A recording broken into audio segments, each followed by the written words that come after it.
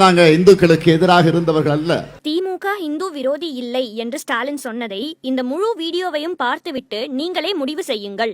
ராமனின் செருப்பு தான் 14 காலம் தேசத்தை ஆண்டதாக அவர்களின் அவாள்களின் புராணம் சொல்லுகிறது. மாட்டின் சாணம் தான் சக்தி மிக்க ஆயுதம் என்று அவர்களின் நம்பிக்கை தற்பொழுது பேசுகிறது. செருப்பிலே சாணி முக்கி சாணியிலே செருப்பு முக்கி அடிக்கக்கூடிய அடி தினம் தினம் அவர்கள் மீது விழ வேண்டும்.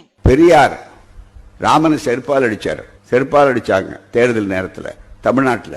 அது அங்கே ஒன்றுமே பொறுத்துக்கிட்டு இருக்கிறாங்க. அடித்ததுக்கு முன்னால 138 அடித்ததுக்கு பிற்பாடு 183. அதுதான் மிக முக்கியம்.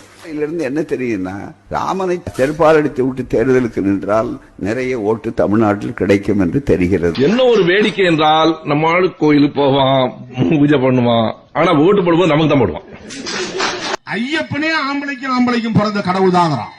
அதான் சனாதனம். மகாவிஷ்ணுவும் மகா சிவனும் காட்டிலே சேர்ந்து மகாவிஷ்ணு பெண் அவதாரம் எடுத்து 2 பேரும் புணர்ந்து உடனே பிறந்த குழந்தை ஐயப்பன் என்று ஒரு கதை இருக்கிறது. கடவுளுக்கு எதிராக நேரா கடவுள் பஞ்சனப்படக்கூடிய அளவிற்கு இங்க ஒரு உண்டியல் இருக்கா? ஆமா. அதுக்கு எதுக்கு ஸ்ட்ரென்த் வச்சுட்டு ஒரு காவலாளி நிற்கிறான்?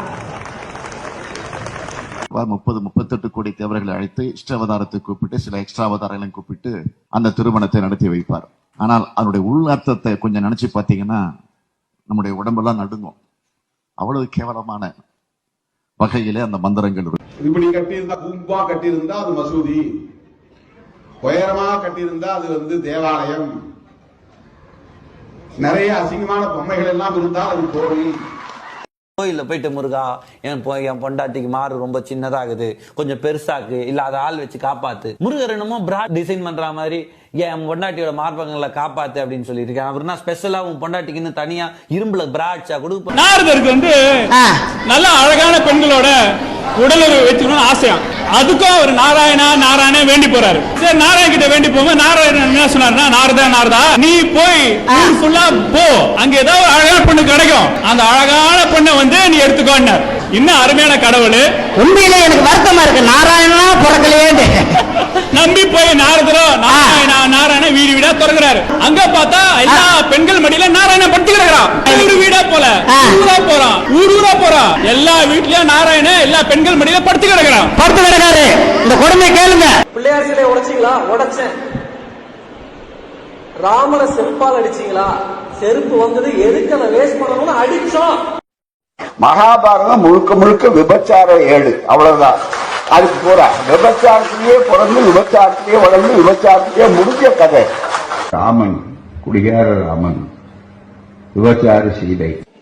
அணில்கள் எல்லாம் மணல்களை திரட்டி கொண்டு போய் உதவி செய்ததனுடைய விளைவாக ராமர் இந்த பாலத்தை கட்டினான். எனவே இந்த அணிலை நன்றி என்று சொல்லி தடவி கொடுத்ததில்தான் அணிலுக்கு 3 கோடி இருக்கிறது என்றெல்லாம் கூட அவர்கள் ஒரு பொய்யை திரும்ப திரும்ப சொல்வார்கள்.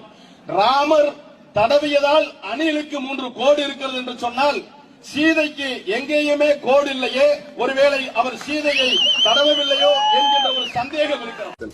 இதுக்கு அப்புறமும் இது தொடருமா?